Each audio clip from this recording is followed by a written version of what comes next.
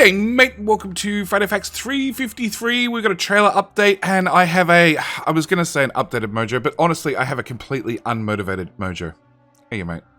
Hi, can I back to bed now? No, you can't. You got to stream in like an hour. So this is about the trailer update, because this is one of the questions that we've had, and I think we brought it up last week or the week before, and other people have brought it up as well. Recently. Yeah. It's been off and on something, because the trailer is pretty old now. I think it's from version 10. I was going to say 11, but I think it's older.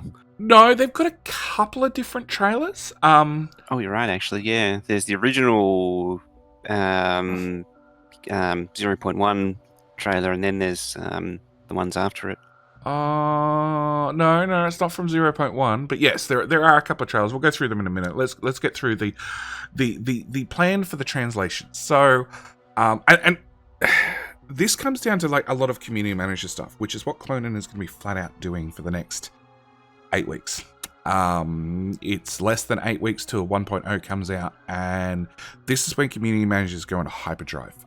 They have so much to do, and it starts with localization plans. So earlier this week, Clonin received the proofreadings from Altagram. Yep. And overall integrated over 500 suggestions into the game. Most were small, such as replacing can't with cannot, things like that, which is exactly the sort of external scrutiny we really needed, as it showed some areas were quite inconsistent, and it feels like things are in a better place now. Even the majority of changes are relatively unnoticeable. And can't with cannot, it falls under the unnoticeable entirely. I even don't know why you'd bother changing it. Yeah. If you want to make something clearer, usually contractions are the first thing you sniff down and eliminate. Yeah, I don't know. As a natural English speaker, I just don't see the point. But okay, sure, let's go with that. However, it was so. Then they say it was really noticeable to their community translators on Crowdin. When we updated the English strings, the translations had to be updated on Crowdin. For the last few days, he's been working through the issues raised on Crowdin, and there are a lot of good input on that last 1% of changes. So this concludes the English proofreading phase. So now English language, as far as Factorio is concerned, is locked down. That's it. It's done. Starting on Monday, so after the weekend, Altagram will start proofreading the target languages and filling in the missing strings. It should take them about 3 weeks. And basically, because they have their own translation system, they pull all the data out of Crowdin. They spend the 3 weeks doing the work on it, and then they push it all back into Crowdin. At which point, the volunteers can go back to updating, changing, making sure that the text works in the context of the game, because although it says the people from Altagram, they are gamers, they're probably not playing Factorio, so it might require a tweak to how the translation works to actually get across the meaning in-game. They'll also be looking at the raw strings, not the strings in context with where they're being used. Yeah. So yeah, there is a buffer over the weekend. If you want to get any translations done, you need to get them done this weekend. Otherwise, for the next 3 weeks, just don't bother, because all the data that happens in that 3-week period is going to get lost. So yeah, basically in 3 weeks come Monday, hopefully all the other sub-languages are done. At which point, we'll get a major Factorio update or a minor Factorio update. I don't know how you'd look at it. Which should shove in all the final translations, which is going to be interesting. I actually had the page up, and unfortunately I've closed it. There's like 20 different languages they're translating into. And I don't know how many locals play in their localized language. I have seen screenshots of many players that English is not their native language, but they run the game in English. So maybe some of these players will finally be convinced to run the game in German, French, whatever language it happens to be, and then send me screenshots that I need to roughly translate by the interface of the game, because, yeah, my German and French is not exactly terribly good. So yeah, Wee. yeah. But yeah, that pretty much sums up the whole, translation thing. It's 3 or 4 weeks out. We should have final translations for Factorio. And then I guess there'll be a couple of weeks worth of fine tuning before they just say, that's it, we're locked down. That, a week before final release, no more changes. That's it. That's the final release. So then we come down to the trailers. Now, this is what this Friday Facts is really about. So recently they started working on trailers. First of all, we need to decide exactly what they want to do with them. Goal was to have the main trailer updated to the latest graphics, and all of it rendered by Lewis Script, as all of it is already rendered by Lewis Script. It won't be absolutely the same since many things have changed or have been added, but we're going to try to match it as close as possible. We're very happy with this iconic trailer, which is probably the trailer that everybody's seen with the iconic music. And this one was done in... So the first one was the 2016 one, which I think was done in 10 or 11? I thought it was after that. I really don't remember now. I don't remember Maybe it was either. 12. I thought they'd written in here the version it was done in. But obviously not. And then, funnily enough, that is the updated version of the earlier trailer, which was released in 2014 on... Yeah, with the old Power Ranger character. Good old Power Ranger. Yeah. So they've got the 2014 version as well. And it's like exact same music, exact same trailer. The only difference is like the game has changed. The game looks better. All the graphics have been updated.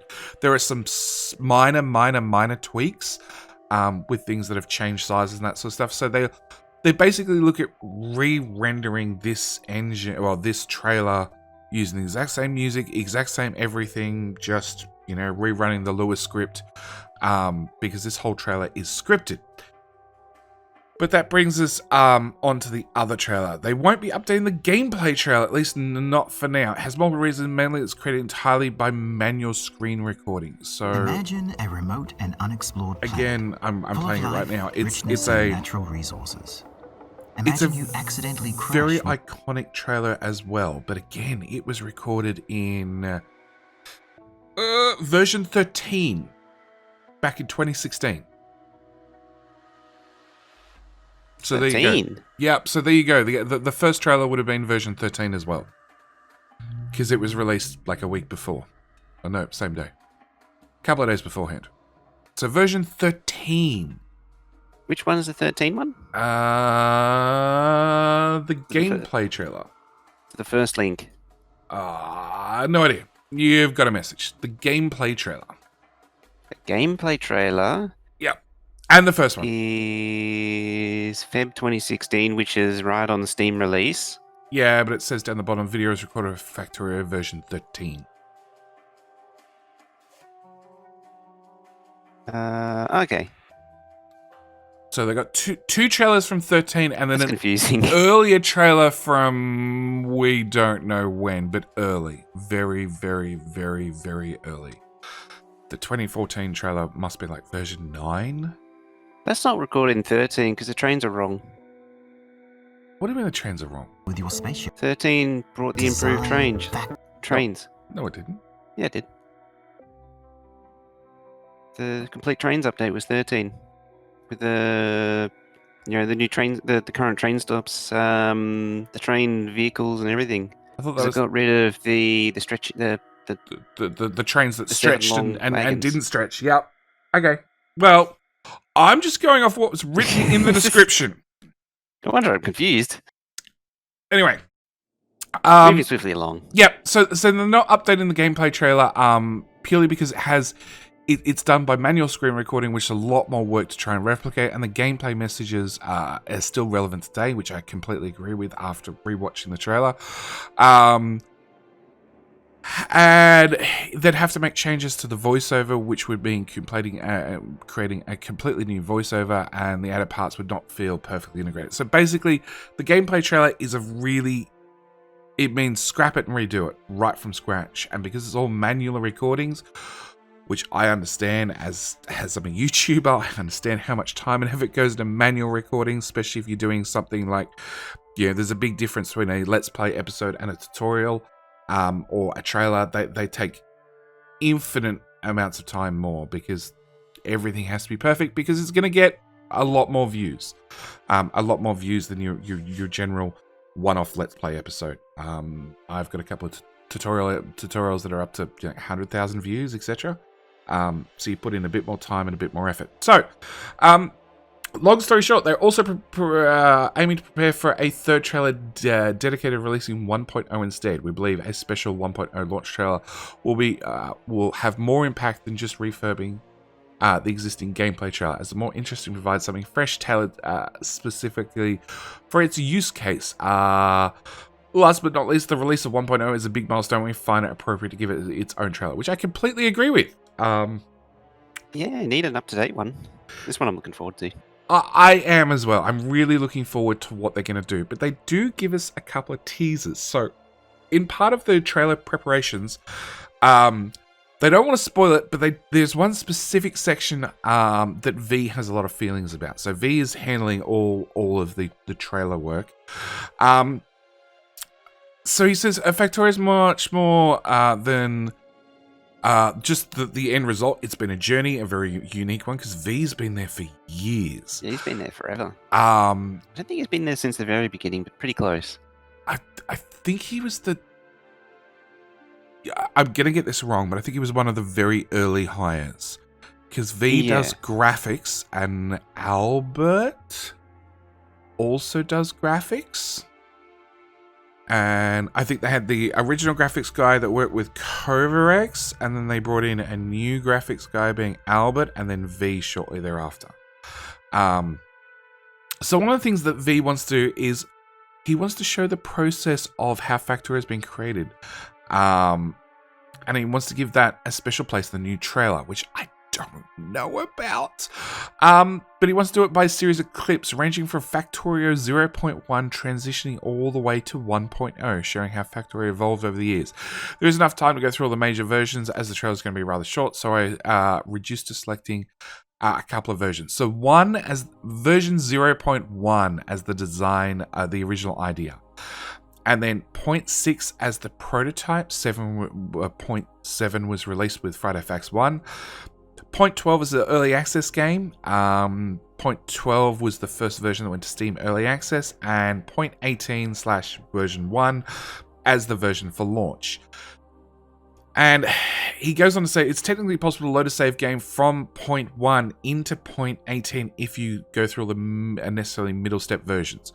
So Mojo's actually going to be much better at this. For a 0.1, you'd have to load it in like 0.6. Yeah, I think it's 0.6, and then you got to bring it up in to 12-ish? 8 or 9, then 11, then 12. 12? 12. I know there's a few sort of boundary versions along the way where you got to go through them. Like there's a version 14 where you got to go through a specific version if you want to bring it through 14 out of 14. But you can leap over 14 at the same time. Like you can go from 13 to 15, 12 to 15. There is also a limit before version 16, I think it was, or 17, where you couldn't go load a version that was more than 3 major versions old. Yeah, there's certain migration scripts that do and don't exist. So you can go from 1 to 7, I think, without any hassles, and then 11 or 12 somewhere there. And then I want to say it's 15 point something is the last migration script. I think 15 was the last version, which would pull out or pull forward a version from a save from 3 versions ago. Yeah, so you got to go to 15 point something, and 15 then wouldn't load version 11 saves. I have a feeling that there's an issue that they cut off migrations somewhere through 16 or 17, so you got to make another halfway jump before you get to 18. Because I remember reading in the Friday Facts that they just we're just like, nope, we're not going to support anything prior to this old version save files. Bad luck. Yeah, it was becoming really unwieldy to Yeah. manage all of the different migrations from different versions. So it is possible. It's just not highly recommended to make a jump from version to version. You have a base that spans many, many versions, and you can definitely see where the terrain generation, that's the big one, goes from version to version because the terrain generation is completely different version to version, or major version to major version, right? So you might have desert with a hard line, and then it suddenly meets grassland or water or whatever it happens to be. So yeah, it's technically possible. I wouldn't recommend it. Unless you've been progressively carrying a save forward like I have since 2016. Yeah, at which point some people keep Kill You Silly and other names, but we'll just leave that there. So yeah, V's plan was to drag a save game forward. So he wanted to start small. When he had a small factory, he was wondering how to actually bring this into version 6. As always, it's not that simple. Whilst it's technically working, loading obviously doesn't handle all the changes of the game, like map generation, entity sizes, or recipes. So we're looking at the second screenshot here, and you might see the boilers are old 1x1 entities. They're not 1x1 anymore. They got slightly bigger over all the changes. They also, if you remember, the old boilers took in water one side and just heated the water and passed it out the other side. Yeah, it didn't produce steam originally. It just made... It made hot water. Well, it went through 2 phases. The first phase was you could put anything into it, and the steam engine would turn the heat into power. Yes. So you could put water through it. You could put hot oil through it. Yeah. And it would turn into power. And then they made it so you could only put water through it, and then steam. Yep. And again, we have blue water coming out of the lake, and then red water coming out the other side because it's hot water now. Yep. One of those minor things from version a long time ago, prior to 14, I want to say. Maybe later than that. I don't know. I remember the old boilers well and truly. So yeah, that's yeah. From They changed those in 15. Yeah. So that was the 0.6 version. So we can see like 0.1 looks ghastly. Honestly, ghastly. It's a concept. Prototype. It's not a game. Yeah, it's a concept. It's a prototype. It's definitely not a game. It shows potential, hopefully. Then we have 0.6, which is definitely a game, even though it's still got a Power Ranger, but we'll just leave the Power Ranger alone. And then he brought it up to version 12, and again, things start drastically changing. But yeah, he does say he didn't even bother trying to migrate after he realized he'd have to show in version 18 with a 0.1 map generation. So he tried to build a new factory in 0.6 and then again one in 0.12. It seemed like a reasonable approach. Each of the versions were quite significantly different. So the resulting factories would also be different. Right, correct. Not so much since Charlie's short and quick. It's absolutely critical to minimize confusion as much as possible. That's why after a few days I restarted it all and started by designing the final clip in 18 and going backwards, which definitely sounds like a better way to go. So that way you know what you're looking at the end of it, and then you can try and get the earlier bits of Factorio to sort of mesh with your final, I don't know, envisioned plan. I could see a few problems with it. Starting from it's a good idea. Don't get me wrong, but if you go from the end backwards, admittedly, I think I just just scanned ahead, and I think I know what the problem is. Because there's a lot of modern tools that we have now which don't exist in, say, version 12. Yes, yes. Like the ability to arbitrarily edit the map. Yes. So yeah, so of course, newer save games can't be loaded older versions of the game, so you had to manually take a screenshot of each factory with a grid and then try to replicate in the old version by hand. That's not too hard. Having played each of the older versions at least gave me a good overview of the difference between versions, made it easier to realize what should be highlighted in each. When he creates Factorios for screenshots, he always uses /editor, as things can be done very, very quickly, and it wasn't necessarily a surprise that in version 12 did not have the same editor as 18, because Arcidi overhauled the hell out of that in 16? Yeah, Yeah. 16 for 416 or 4 in 16 417. I don't remember which now. Yeah, it 'Cause it did was go through a few iterations. the editor was ghastly prior to that. It did the job, don't get me wrong. It was functional. It We'll lets call it you functional. make maps. It was difficult, it was painful, but you could make a map. Now it's a breeze to work with, especially with stuff like copy and paste, which also doesn't exist prior to, 17, 18. 16. Yeah, for example, It console is. commands could be not run in the map editor. Entities would get removed by X instead of normal clicking. Blueprints would not place real entities. The game could not be unpaused in map editor, making placing items on belts almost impossible. And it wasn't just the map editor having got used to the cut, copy, paste, pipette, and shift R and so on. The game suddenly felt extremely chunky, and everything took much longer than it normally takes. Correct. But we do have like That's the big one. yeah, like I guess it's something that like I know I've definitely become used to over the years. I have all these pretty features that I can now use in version 18.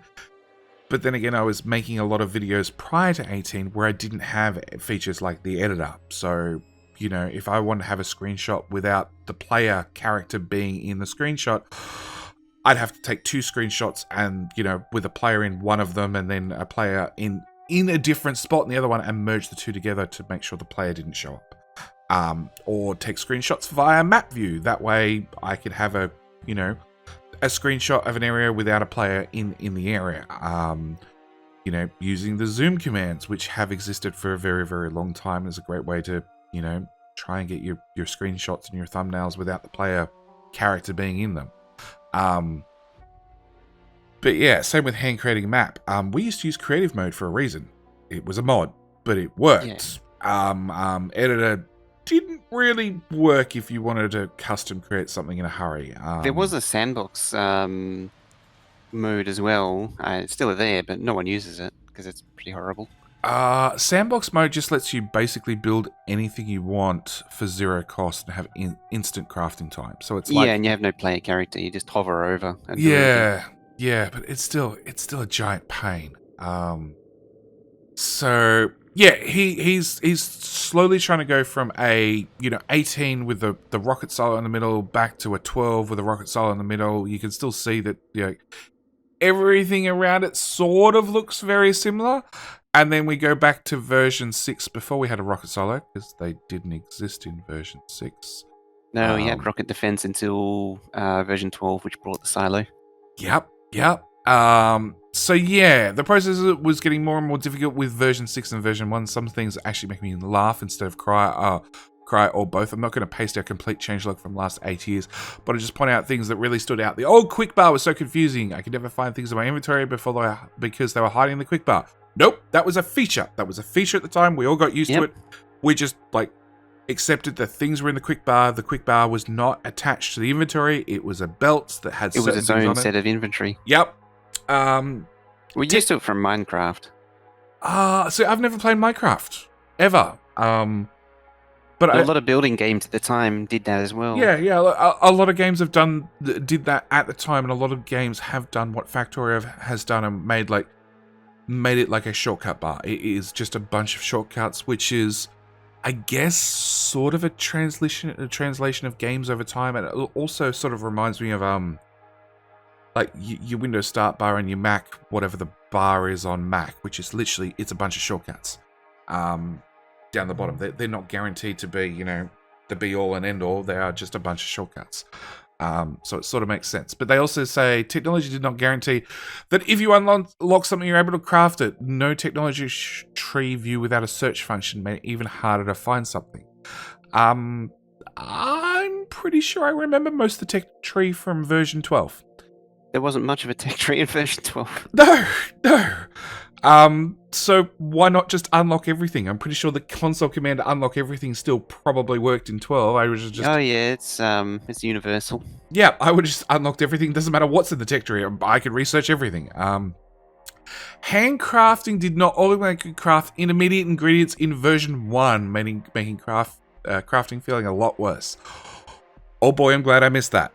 That would frustrate me. Oh yeah, that's very Minecraft, that one. That even frustrates me in modern games like Raft. it's just annoying. Yeah, just like you need to make rope, which is you need to make this, which requires rope, and rope requires leaves, and you need to manually craft the rope first to have it in your inventory to then craft. No, just magic me up from A to B to C. Yeah, it's super frustrating. In point 6, trains had to be connected by connect rolling stock hotkey after being built. I never knew this was the original purpose of that hotkey. I didn't know that one either. Neither did I, but that's because it was before my time, though. Yeah, point 6 is before both of our times. That's funny because I knew of the game, but I didn't commit to it until much later. I got the game forced upon me and then have been playing it ever since. Well, after a couple of versions. So yeah. When taking into the cursor, it automatically rotated to be facing towards you, just in like Minecraft in 1.0. In a 2D game, it does not nearly make as much sense though, and I was totally confused what was going on until Korex explained it to me. That seems weird. It's a weird one, isn't it? Yeah. Really weird, because it means every single time you picked up an inserter, it would be facing towards you. Like, assemblers and everything else are square, they don't really matter. Belts, same story. You pick one out of your inventory, it'd be facing towards you. Which I don't really... Maybe if you moved it around the player character, it automatically rotated at all times, so it always faced towards you. I don't know. I don't get that bullet point, and I really don't get why that was ever part of the game. I definitely forgot to build a vertical train station longer because trains didn't stretch until 0.12 like they do now. So, Mojo, I'll have to go over this one. Trains used to be, what, 7 and 6, right? 7 and 5. 7 horizontal, 5 vertical. Yeah. I joined... It's actually like 6.5 or something, but because of rounding, it rounded up to 7. Yeah. I joined right around that was getting fixed. Or I just made all my train stations 5, I think. Yeah, because I didn't really know about the problem. Alright. But yeah, trains stretch now in modern Factorio, and everybody just accepts it. And yeah, they sort of shrunk them down a little bit for horizontal, and then stretched them a little bit for vertical. Yeah, it's 6.5 tiles per train. Right. And 6 you can access, and then 1 is the connection point between a loco and a loco and a wagon, or a wagon and a wagon. Yeah, it is 0.5. I remember now, because you'd have, for 4 wagons, you would have 14 inserters, and then a gap, and then 14 inserters again. Yeah, it was something like that. Like, you'd have this big array of inserters. Yeah. And then he goes on, building rail signals and train stations was a lot of pain without the visualization helpers we have now. V, I've seen your spaghetti bases. How do you not make train stations perfectly first time? I remember when they added the visualizations to the train tracks and signaling and all that sort of stuff. I was like, that's a really good feature. It's helpful to new players, but I've sort of got this by now. I just didn't see the point. Yeah, for me, it was always still trial and error. Like, sometimes you're like, is this train stop the right way round or not? And you put it down, and then train wouldn't arrive. Like, we'd say no past that. Oh, it's the wrong side, isn't it? Because there was no way of knowing which side was the right side. I never had the problem with train stations. I never had the problem with train stations.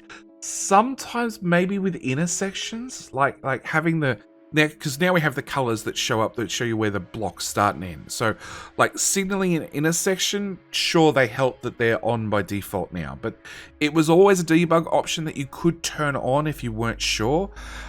Or you could go with plan B when it comes to intersections. If there are any lights flashing, just add a chain signal everywhere and keep going until they all stop flashing, and then it's hopefully signaled correctly.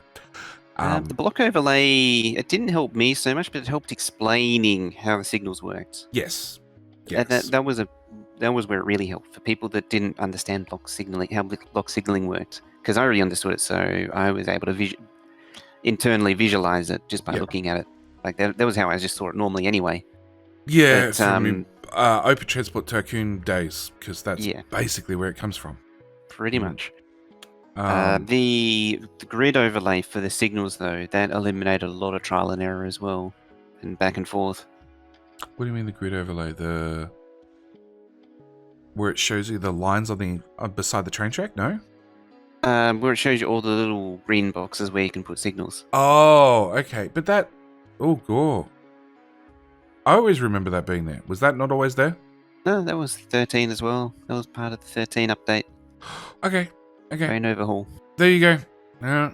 Look, I remember the old style trains. Actually, some respects like the old style trains. I know there is a mod that lets you, or there was a mod that lets you bring back the old style trains into Factorio, because they just, I don't know, they look like giant bathtubs on wheels every single time I see them, or a I'm U-boat. pretty sure there's a mod that changes them into cats as well. Oh wow, okay. I know there's one that gives them spider legs. I do know that much. Oh yeah, there's that one too.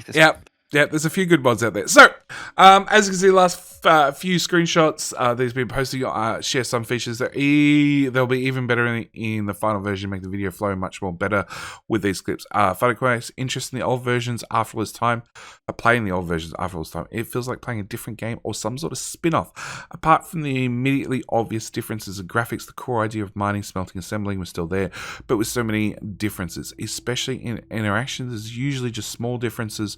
It's usually just a lot of small differences, but they all add up. It really made me appreciate what we have come to and so much more, and remind me that the details we spent time on were really worth it. Eventually, I got through it all, and I can now record clips for trailer. You'll be able to see them on August 14th. So I can't wait for the trailer, which I think drops 2 weeks before 1.0. That's right on it. No, it's actually going to drop. So that's when 1.0 drops, August 14th. And obviously they're dropping the trailer the same day, which is, Yeah. I was hoping to get trailer a little bit early, but sure. No, they're gonna drop it all at once. Now, I have to ask you, Mojo, okay? You've seen plenty of different trailers for many, many different games. You've seen many Factorio videos, I assume, over many, many years. Would you put some sort of transition from version 1 to version 7 to version 12 to version 18 in the final release trailer? I wouldn't mind. This is the kind of thing I wouldn't mind seeing. I wouldn't mind seeing it, but as a marketing for the final release of the game, the final trailer, the previous trailer got 2.2 million views, has sold 2 million copies, right?